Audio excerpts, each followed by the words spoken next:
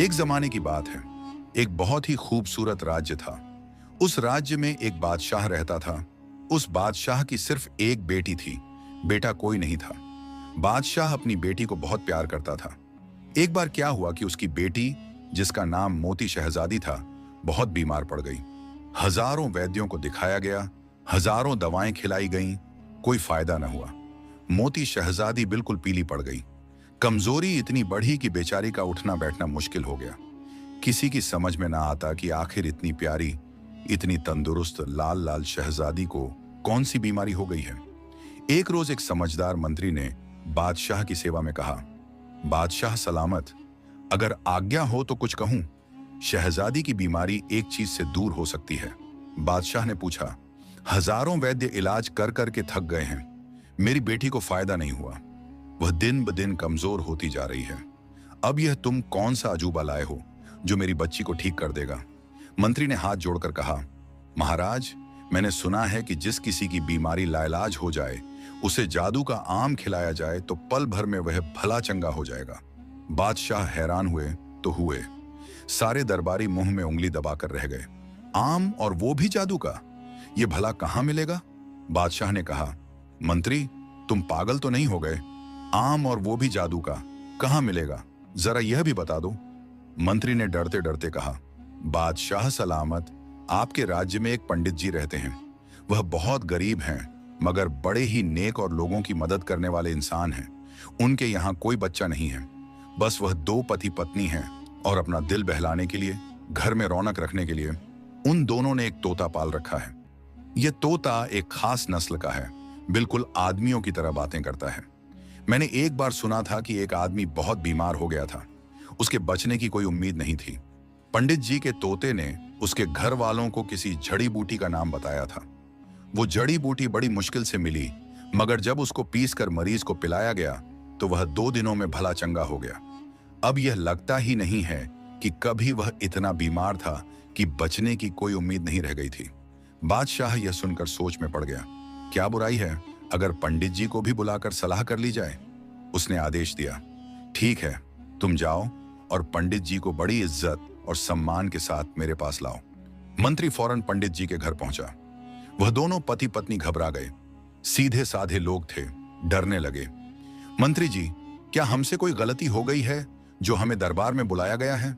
मंत्री ने उनको तसल्ली दी, भरोसा दिलाया। नहीं, कोई बात नहीं है पंडित जी। बादशाह सलामत ने आपको मोती शहजादी के इलाज के लिए बुलाया है। मगर मैं कोई वैद्य तो नहीं, पंडित जी ने कहा। हाँ, प्रार्थना जरूर कर सकता हूं। असल बात यह है पंडित जी, हमने सुना है आपके पास एक ऐसा तोता है जो बड़ी से बड़ी बीमारी की दवा बताकर दूर कर देता है। पंडित जी अब वाकई डर गए। कहीं ऐसा ना हो बादशाह सलामत उनके तोते को उनसे ले लें। उस तोते को उन दोनों पति पत्नी ने बड़े प्यार से पाला था और बच्चों की तरह उसको चाहते थे। उनका उतरा हुआ चेहरा देखकर मंत्री ने कहा, आप घबराइए नहीं, आपका तोता आप ही के पास रहेगा। बस आप यह कीजिए, शहजादी का हाल बताकर उससे दवा पूछ लीजिए। मैंने बादशाह सलामत को वादा दिलाया है कि तोते की बताई दवा से शहजादी ठीक हो जाएगी। और अगर ऐसा हो गया तो बादशाह सलामत आपके घर को सोना चांदी और हीरे मोती से भर देंगे। नहीं मंत्री जी, हमें सोना चांदी और हीरे मोती नहीं चाहिए। हमें जो कुछ हमारे भगवान ने दिया है, हम उसी में खुश हैं। हीरे मोती लेकर हम क्या करेंगे? ना कोई बाल बच्चा और ना कोई और जिम्मेदारी। हमारे लिए यह दौलत बेकार है। हाँ, अगर शहजादी हमारे तोते की बताई दवा से ठीक हो गई तो हम हाजिर हैं। चलिए, बादशाह सलामत के दरबार में हमें ले चलें।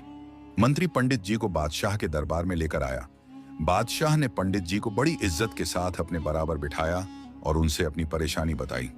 पंडित जी, सारे इलाज कर चुका हूं, शहजादी मोती ठीक नहीं होती।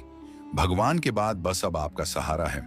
सुना है आपका तोता किसी जादू के आम के बारे में बताता है कि अगर वह किसी मरीज को खिला दिया जाए तो चाहे जितना भी खराब हाल हो, उसको सेहत मिल जाती है। आप इस बारे में क्या कहते हैं? पंडित जी ने कहा, महाराज, मेरी जान भी शहजादी के काम आ जाए तो हाजिर है। मैं अपने तोते से पूछता हूं और आपको बताता हूं। पंडित जी बादशाह के दरबार से उठकर अपने घर आए। कमला जी बेचारी बहुत परेशान थी, बार बार आकर दरवाजे पर खड़ी हो जाती। पंडित जी को आते देखा तो भगवान का शुक्र अदा किया। पंडित जी ने उन्हें बताया कि बादशाह ने उनको क्यों बुलाया था। तो वह जल्दी से अपने तोते के पास गई और उससे पूछा, मिट्ठू मियाँ, शहजादी मोती बहुत बीमार है, उसके लिए दवा बताओ। तोता मिर्च खा रहा था, गोल गोल आंखें घुमाकर बोला, शहजादी की दवा कोहे काफ में जादू के पेड़ पर लगे जादुई आम में छुपी है। बादशाह सलामत उस आम को मंगवाकर शहजादी को खिलाएं तो शहजादी चटपट बिस्तर से उठ खड़ी होंगी। पंडित जी लाठी टेकते हुए आए और पूछने लगे, मेरे अच्छे मिट्ठू, ये तो बता दो, ये जादुई आम कैसे मिलेगा? कोहे काफ को यहां तो है नहीं, कोसों दूर है, कौन ला सकेगा जादुई आम? तोते ने कहा, बादशाह सलामत के पास हजारों बहादुर और वफादार आदमी हैं, कोई ना कोई उस आम को ले ही आएगा, पता मैं बता दूंगा। ठीक है मिट्ठू मियाँ, तुम पता बताओ, पंडित जी ने कहा। तो तोता मिर्च खाना छोड़कर दाहिने पंजे से अपना गोल गोल सिर खुजलाता हुआ बताने लगा, जब मैं अपने माँ बाप के साथ था और मुझे पंछी पकड़ने वाले ने पकड़ा नहीं था, तो मैं बाबा तोते और माँ तोती के साथ झुंड में शामिल होकर लंबी लंबी उड़ानें भरा करता था। आप जानते हैं, हम तोतों को आम बहुत पसंद हैं। हम सब आमों के बागों की तलाश में उड़ा करते थे। उड़ते उड़ते कोहे काफ की तरफ जा निकले। वहां हमने देखा कि एक आम का बाग ऐसा है जो बिल्कुल सोने की तरह चमकता है। उसके सारे पेड़ दिन के उजाले में देखो तो आंखें चकाचौंध हो जाएं और रात के अंधेरे में देखो तो उसकी चमक दमक में खो जाओ। हर पेड़ पर सुनहरे रंग के आम होते हैं और डालियों पर सुनहरी रंग की खूबसूरत चिड़ियां फुर फुर उड़ा करती हैं। उन आमों का मजा ना पूछिए पंडित जी, बस यह लगता है हम स्वर्ग का कोई फल खा रहे हैं। उन आमों में यह खासियत है कि चाहे जैसा भी मरीज हो, एक आम खा ले तो ठीक हो जाएगा। बादशाह सलामत किसी तरह एक आम हासिल कर लें तो शहजादी मोती की जान बच जाएगी। पंडित जी और उनकी पत्नी कमला ने आपस में खूब बातें की, खूब सोचा, कोई रास्ता दिखाई ना दिया। उन्होंने तोते से कहा, बादशाह सलामत का कोई आदमी वह आम नहीं ला सकेगा, इसीलिए कि कोई जान भी दे दे तो वहां तक उसका पहुंचना मुश्किल है। हाँ, यह तो है, तोते ने धीरे से कहा, कोई आदमी तो वहां बस सपने में ही जा सकता है, ऐसे तो नहीं जा सकता, क्योंकि बीच में कई नदियां पड़ती हैं, अनगिनत डरावने जंगल पड़ते हैं, और आखिर में जो नदी आती है वह तो इतनी बड़ी और गहरी है और इतनी तेजी के साथ बहती है तो उसका पार करना गोया मौत के मुंह में जाना है। उसमें हजारों मगरमच्छ रहते हैं, शार्क मछलियां रहती हैं। भला किसकी जान फालतू है कि उस नदी को पार करने का सोचे? तो मिट्ठू मियाँ, यह रास्ता तुम ही पार कर सकते हो, क्योंकि तुम वहां जा चुके हो, पंडित जी बोले। हाँ, मैं वहां जा सकता हूं, तोते ने कहा, क्योंकि मुझे नदी के अंदर नहीं उतरना है, उड़कर नदी को पार करना है। कई दिनों का रास्ता है पंडित जी, मगर मैं जा सकता हूं। इस बहाने में एक बार फिर जादुई आम का बाग देखूंगा और उसके आमों का मजा लूंगा, मगर इसके लिए आपको मुझे आजाद करना होगा। हाय नहीं, कमला जी ने सीने पर हाथ रखकर रुआंसी आवाज में कहा, अगर तुम आजाद हो गए मिट्ठू बेटे तो फिर हमारे पास वापस नहीं आओगे। लोग कहते हैं तोते बेवफा होते हैं, तुमने भी बेवफाई की तो यह समझ लो मैं जिंदा नहीं रह पाऊंगी।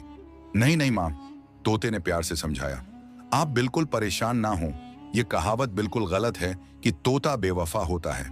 लोग बेकार ही हमें बदनाम करते हैं। हम अपने मालिक से, अपने खिलाने पिलाने वाले से बहुत प्यार करते हैं। मगर हाँ, यह भी अपनी जगह पर सच है कि हमें अपनी आजादी से भी प्यार है। हर पंछी की तरह हम भी आजाद रहकर उड़ना चाहते हैं। पिंजरे में बंद रहकर हमारे पंख बेकार हो जाते हैं। हमें खुली हवा की बजाय पिंजरे की सलाखें मिलती हैं। बस हमारा दिल रोता है और आजादी मांगता है। हाँ खैर, यह तो है, कमला जी ने सिर हिलाया। चलो, हम तुम्हें आजाद कर देंगे, मगर एक शर्त पर। वह क्या है मां?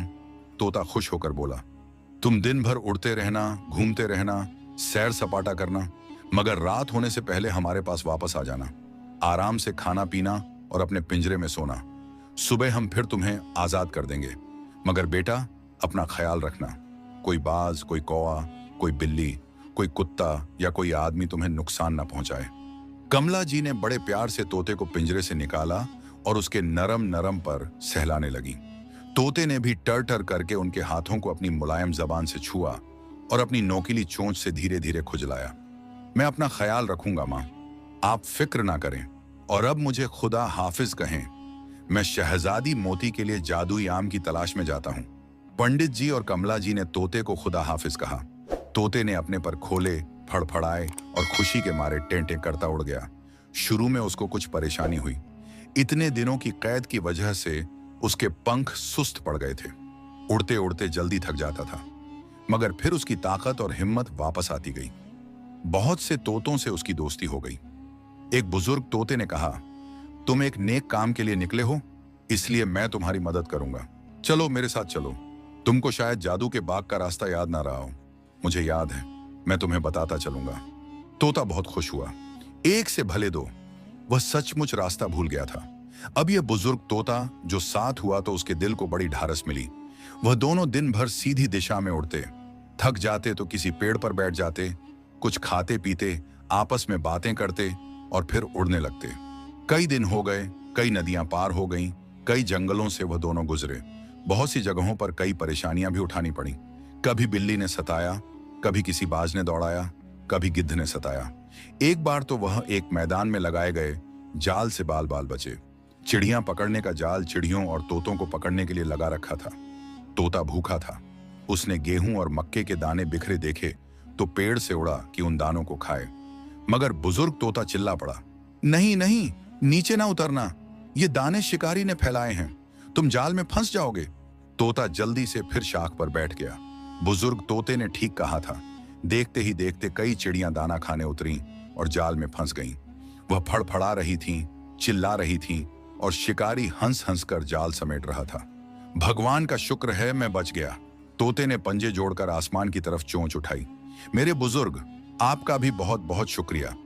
इसी तरह वो बुजुर्ग तोता उसको सबक पढ़ाता रहा और बहुत सी मुश्किलों से बचाता रहा। एक बार उससे और भी गलती होने जा रही थी। वह प्यासा था, पानी दूर दूर तक नजर नहीं आ रहा था। एक जगह एक गड्ढे में उसने कुछ पानी देखा तो बेताब होकर गड्ढे के ऊपर उतर गया और जैसे ही चाहा चोंच डुबोकर पानी पिए। बुजुर्ग तोते ने डांटा, खबरदार, पानी ना पीना। देखते नहीं गड्ढे के चारों तरफ कितनी चींटियां और मक्खियां जमा हैं। मुझे यह पानी सही नहीं लगता। पता लगाना पड़ेगा यह गड्ढा किस तरह के पानी से भरा है। मगर मुझे बहुत प्यास लगी है बड़े बाबा, तोते ने कहा। चलो थोड़ा आगे, जरूर साफ सुथरा ठंडे पानी का झरना मिलेगा। आओ देखें इस पानी का रहस्य क्या है। और उस वक्त तोता बुजुर्ग तोते की समझदारी पर झूम झूम उठा जब उसने देखा कुछ ही दूर पड़ा एक बड़ा भयानक मोटा ताजा अजगर मरा पड़ा है। वह इतने दिन का मरा हुआ था कि उसका शरीर गलने लगा था और गड्ढे वाला पानी उसके शरीर से बह बहकर इकट्ठा होने वाला पानी था। देखा देखा, अगर मैं ना रोकता तो तुम यह पानी पी लेते और फड़फड़ाकर दम तोड़ देते। यह सांप बेहद जहरीला सांप है। इसका जहर पलक झपकते असर करता है। बड़ा लंबा सफर है बेटा, अपने होशो हवास दुरुस्त रखो। वो दोनों कुछ दूर उड़े थे कि एक झरना नजर आ गया, चांदी की तरह जिसका पानी चमक रहा था। झरने के किनारे जंगली बेर और रस भरी के पेड़ और झाड़ियां थीं।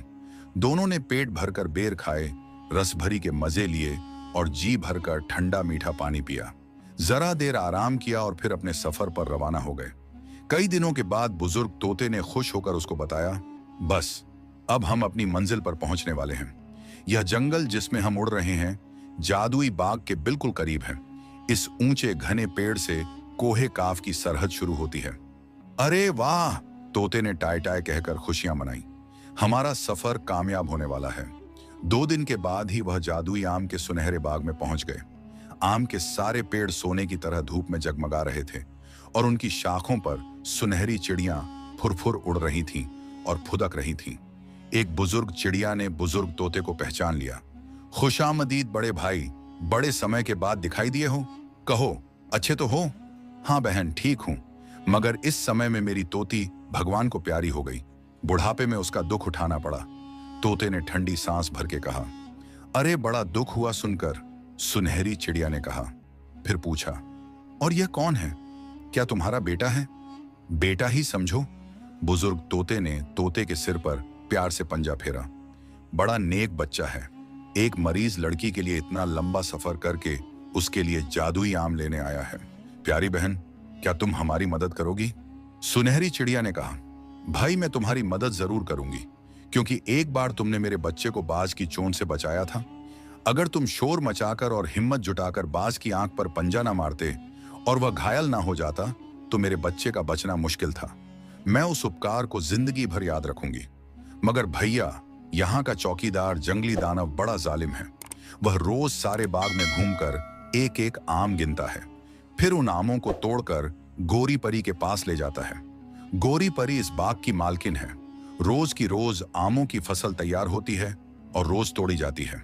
सारी परियां उन आमों का ही नाश्ता करती हैं। आज वह आम गिन कर गया है, सुबह आकर तोड़ेगा और टोकरे भरकर ले जाएगा। अगर एक भी आम कम हुआ तो हमारी खैर नहीं, वह चुन चुन कर हम सबको खा जाएगा। तो फिर क्या होगा? बुजुर्ग तोता घबरा कर बोला। मैं कोई तरकीब करती हूं, भरोसा रखो, मगर यह तो बताओ कि एक ही आम से तुम्हारा काम चल जाएगा? सुनहरी चिड़िया ने पूछा। हाँ, बस एक ही आम चाहिए, बुजुर्ग तोते ने कहा। तो तोते ने चुपके से कहा, चाचा जान, मुझे भी एक आम चाहिए। बहुत दिनों से मैंने जादुई आम नहीं खाया है। बड़ा दिल चाहता है कि उस आम का मजा फिर चखूं। उसने यह कहकर अपनी मुलायम सी जबान चोंच पर फेरी और लार निकली। सुनहरी चिड़िया ने उसकी खुसुर फुसुर सुन ली थी। छोटी सी गुलाबी चोंच फैलाकर हंसी और बोली, ठीक है मुन्ने मियाँ, मैं अपनी तरफ से एक आम तुम्हें दूंगी, भरोसा रखो।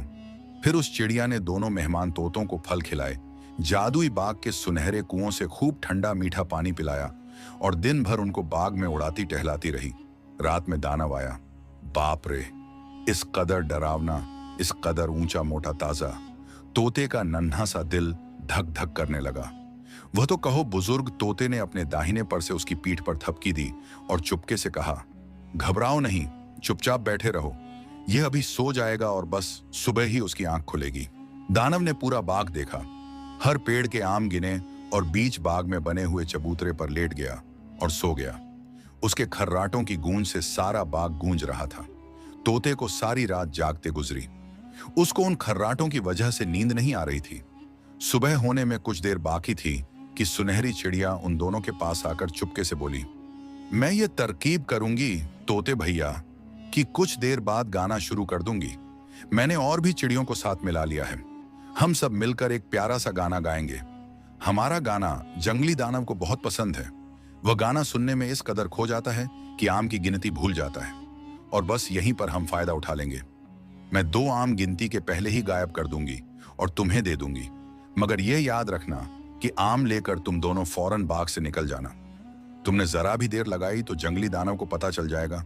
उन आमों की खुशबू इतनी तेज होती है कि किसी भी कोने में छुपाया जाए फैलती रहती है। अगर उसे मालूम हो गया तो बस समझ लो कयामत आ जाएगी। तुम्हारा बहुत बहुत शुक्रिया चिड़िया बीबी, बुजुर्ग तोता बोला। मोती शहजादी के माँ बाप की दुआएं तुम्हें जरूर लगेंगी और तुम्हारी संतान खूब फूलेगी फलेगी। सुनहरी चिड़िया ने मधुर मीठा गीत शुरू किया। जैसे ही उसकी प्यारी सी आवाज बाग में गूंजी, सारी चिड़ियां उसके इर्द गिर्द जमा हो गईं और सबने मिलकर गाना शुरू कर दिया। एक अजीब माहौल बन गया। सुनहरा सुनहरा सूरज पेड़ों के पीछे से ऊंचा उठ रहा था। ठंडी ठंडी हवा चल रही थी, नरम नरम रोशनी फैल रही थी। सुनहरे पेड़ सोने की तरह जगमगा रहे थे और जैसे कण कण झूम रहा था। जंगली दानव हड़बड़ाकर उठ बैठा। गाना सुनकर वह इतना खुश और ऐसा मग्न हुआ कि आमों की गिनती करना भूल गया। सुनहरी चिड़िया ने अपनी 2 साथियों को इशारा किया। वह चुपके से उड़कर गईं और जल्दी से 2 आम तोड़ लिए। दोनों तोतों ने एक एक आम अपनी चोंच से पकड़े और बिजली की तरह उड़ते हुए बाग से बाहर निकल आए। बहुत दूर तक जाना उड़ते ही गए। जब यह लगा बहुत दूर निकल आए हैं, तब एक ऊंचे पेड़ पर बैठकर दम लेने लगे।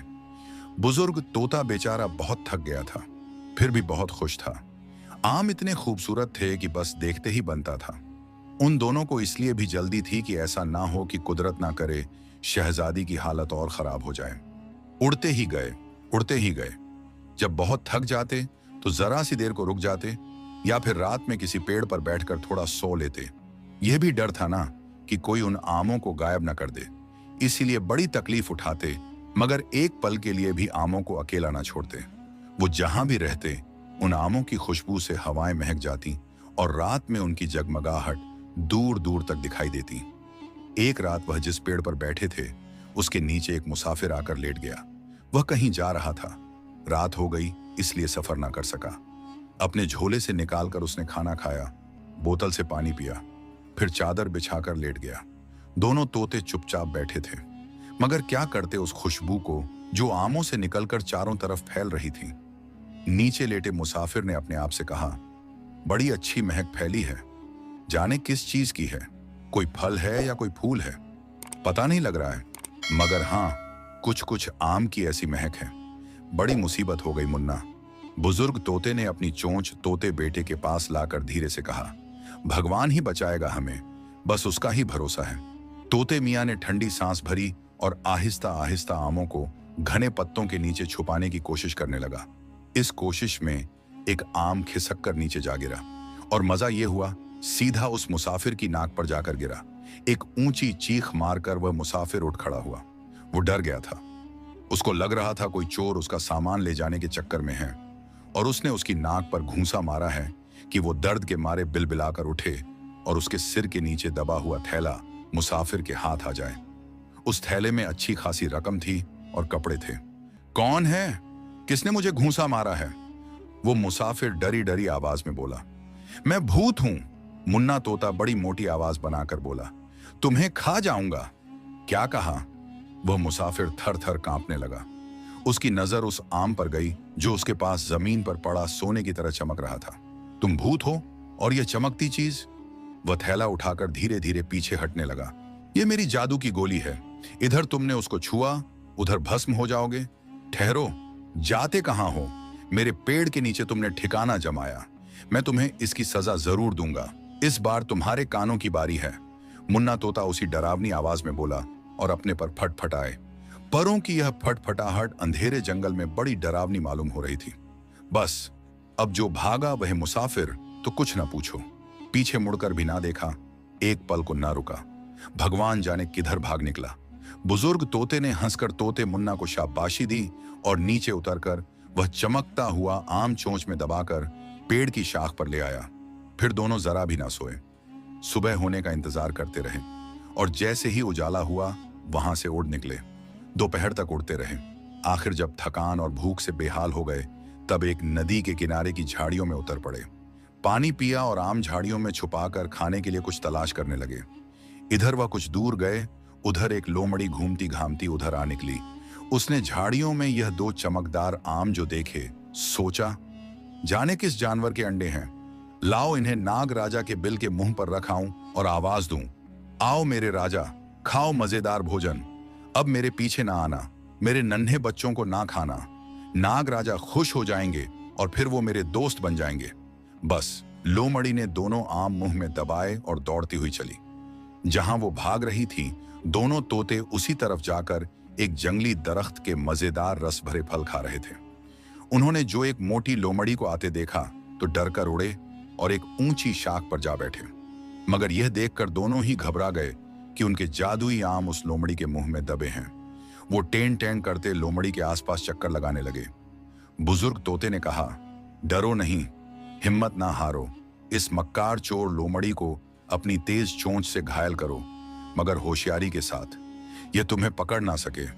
नहीं चाचा, मैं होशियार रहूंगा, ये मुझे पकड़ भी नहीं पाएगी क्योंकि इसके मुंह में तो आम दबे हैं।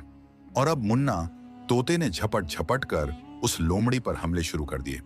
जितना तेज लोमड़ी दौड़ती उतना तेज वह उड़ता, चोंच झुकाता और लोमड़ी के नरम खाल वाले बदन में तीर की तरह अपनी चोंच चुभा देता। यही काम बुजुर्ग तोता भी करता। दोनों मिलकर लोमड़ी को छलनी के दे रहे थे। उसके शरीर से खून बहने लगा था और उसे बेहद तकलीफ हो रही थी। आखिर वह बर्दाश्त ना कर सकी और चीखती चिल्लाती जमीन पर लौटने लगी।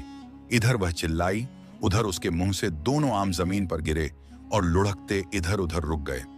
तोतों ने जरा भी देर ना लगाई। दोनों आमों को दोनों ने अपनी अपनी चोंचों में दबाया और ऊंचे होकर उड़ने लगे। अब वह एक मिनट के लिए भी कहीं रुकना नहीं चाह रहे थे, मगर क्या करते कि रात होने वाली थी। आखिर एक जगह उनको ठहरना ही पड़ा। यह कोई छोटा सा गांव था। जगह जगह दिए जल रहे थे। वह दोनों बड़ी खामोशी के साथ एक झोपड़ी की छत में जा छुपे। दोनों आम फूस के अंदर दबा दिए थे कि उनकी चमक दिखाई ना दे, वरना जो भी देखता वह आम उठा ले जाने की फिक्र में परेशान होने लगता। भगवान भगवान करके सुबह हुई और यह देखकर दोनों तोते खुशी के मारे टें टें करने लगे कि यह गांव राजधानी का करीबी गांव था। पंडित जी के घर की मंदिर के ऊंचे शिखर दिखाई दे रहे थे। मुन्ना तोता जोर जोर से पंजे बजाने लगा। आहा, हम लोग अपनी मोती शहजादी के पास पहुंच गए। दोनों खुशी के मारे बोलते गाते पंडित जी के घर की तरफ उड़ने लगे। जो भी उन्हें चोंच में आम दबाए देखता हैरान होकर दूसरे को दिखाने लगता। अरे वो देखो, पंडित जी का तोता जादुई आम ले आया। बादशाह सलामत को भी खबर मिल गई। मारे खुशी के वह अपनी हीरे मोती जड़ी जूतियां छोड़कर महल के बाहर निकल आए। पूरा शहर जमा हो गया। सभी खुशियां मनाने लगे। शहजादी की हालत बहुत खराब थी। बस ये समझो सांस चल रही थी। पूरा बदन बेजान हो चुका था। लाल लाल शहजादी एकदम सफेद कागज हो गई थी। बादशाह सलामत मुन्ना तोते से निराश हो चुके थे। अक्सर कहा करते, अरे जब आदमी का भरोसा नहीं तो पंछी का क्या भरोसा। अब मेरी बेटी जिंदा नहीं रहेगी। ये कहकर बादशाह सलामत रोने लगते। वह रोते तो रानी भी रोती, रानी रोती तो सारी प्रजा रो पड़ती। पूरा शहर शोक में डूब जाता। मगर उस वक्त तोते के आने की खबर सुनकर बादशाह सलामत खुशी से फूले न समाए। और जैसे ही उन्होंने पंडित जी को दोनों तोतों को कंधे पर बिठाए, हाथ में जादुई आम लाते देखा, नंगे पांव दौड़े और पंडित जी को मियां दोनों तोतों के गले से लगा लिया। अब वह खुशी के आंसू बहा रहे थे। पंडित जी, आपका और आपके प्यारे तोतों का किस तरह शुक्रिया अदा करूं? शुक्रिया मेरा नहीं बादशाह सलामत, भगवान का अदा कीजिए। उसकी कृपा ने यह चमत्कार कर दिखाया है, वरना मुट्ठी भर परों का पंछी इतनी बड़ी हिम्मत कैसे कर पाता। बस अब आप देर ना कीजिए। एक एक पल भारी है। फौरन महल में जाइए और शहजादी को आम खिलाइए। खिलाइए भी और सुंघाइए भी, मुन्ना तोता बोला। सुंघाते ही शहजादी को फौरन होश आ जाएगा और जैसे ही होश आए उन्हें आम की एक फांक खिला दी जाए। थोड़ी ताकत आ जाए तो दूसरी फांक, और बस इधर आम उनके पेट में गया, उधर वह अपने बिस्तर से उठकर खड़ी हुई। सब भागम भाग अंदर आए।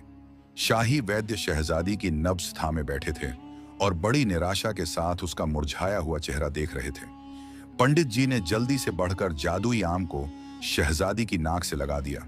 सारे लोग दम साधे खड़े थे। शहजादी की नाक में आम की खुशबू जो गई, उसने एक लंबी सांस ली और जोर की सांस खींची। एक सांस, फिर दूसरी सांस, फिर तीसरी और चौथी सांस के साथ उसने आंखें खोल दी। जैसे ही शहजादी ने आंखें खोली, पंडित जी ने चाकू से आम की एक फांक काटी और शहजादी के होठों से लगा दी। शहजादी ने अपने मुरझाए होंठ खोले और आम की फांक मुंह के अंदर ले ली। 2 फांक खाई होंगी कि रंग बदलने लगा। सफेद चेहरा लाल हो गया, जैसे गुलाब का ताजा खिला हुआ फूल या खूबसूरत तराशा हुआ जगमगाता मोती। मुरझाए हुए होंठ गुलाब की पंखुड़ी बन गए। आंखों में चमक आ गई और उसने अपनी कोमल आवाज में पुकारा, अब्बा हुजूर, अम्मी हुजूर। हर तरफ मुबारक सलामत का शोर मच गया। नजरें उतारी जाने लगी। महल के फाटक पर खामोश पड़ी नौबत बजने लगी। शहजादी को जब मालूम हुआ कि उसकी जान पंडित जी के तोते ने बचाई है, तो वह तोते को प्यार करके कहने लगी, मेरे प्यारे, मेरे अच्छे तोते, मेरे पास रह जाओ। मैं तुम्हें सोने के पिंजरे में रखूंगी, अच्छे से अच्छा खाना खिलाऊंगी, गुलाब मिला दूध पिलाऊंगी। नहीं शहजादी, मुन्ना तोते ने धीरे से कहा, आजादी की शर्त पर ही मैं अपनी जान खतरे में डालकर आपके लिए जादुई आम लाया हूं। कैद में मैं नहीं रहूंगा, मगर हां, यह वादा करता हूं कि जब भी मैं पंडित जी के पास आऊंगा, आपसे मिलने जरूर आया करूंगा। अब मेरी एक जिम्मेदारी यह भी हो गई है शहजादी, कि मैं अपने बुजुर्ग चाचा जान की देखभाल और सेवा करूं। अगर उन्होंने मेरा साथ ना दिया होता, कदम कदम पर मेरी हिम्मत ना बढ़ाई होती, तो मैं अकेला शायद जादुई आम ना ला पाता। अब मुझे आज्ञा दीजिए। कुछ देर में अपनी कमला जी के साथ रहूंगा। उनके हाथ की पकी रोटी और हरी मिर्च खाऊंगा। फिर चाचा जान के साथ खुली हवाओं में निकल जाऊंगा। मजबूरन शहजादी मोती ने उसको और बुजुर्ग तोते को खुदा हाफिज कहा और खिड़की से उनको जाते देखती रही। कमला जी भी बहुत खुश थीं। उन्होंने दोनों तोतों को घी लगी रोटी और हरी मिर्च खिलाई, ठंडा पानी पिलाया, फिर उन्हें अलविदा कहा।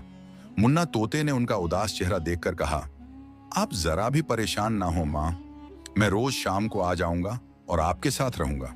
सुबह को जब आपके हाथ की रोटी खा लूंगा, तब भी जाया करूंगा। बुजुर्ग तोते ने कहा, मैं भी आऊंगा, मुझे भी आप लोगों से बड़ी मोहब्बत महसूस हो रही है। वह दोनों तोते रोज पंडित जी के यहां आते थे, रात को रहते थे, सुबह खा पी कर चले जाते थे, आजाद हवा में उड़ते घूमते गाते बजाते। मगर हां, मुन्ना तोता एक बार शहजादी मोती से मिलने जरूर जाता था। शहजादी मोती की जब शादी हुई तो उन दोनों तोतों ने खूब खुशियां मनाई। अपने बादशाह अब्बा के बाद शहजादी मोती ही उसके सिंहासन की वारिस हुई और रानी मोती बनकर उसने बरसों राज किया और वह अपनी प्रजा के लिए एक बेहद अच्छी और नेक रानी साबित हुई। प्यारे दोस्तों, कहानी कैसी लगी हमें कमेंट करके जरूर बताएं और ऐसे ही मजेदार दिलचस्प किस्से कहानियों के लिए हमारे चैनल को सब्सक्राइब जरूर करें। शुक्रिया।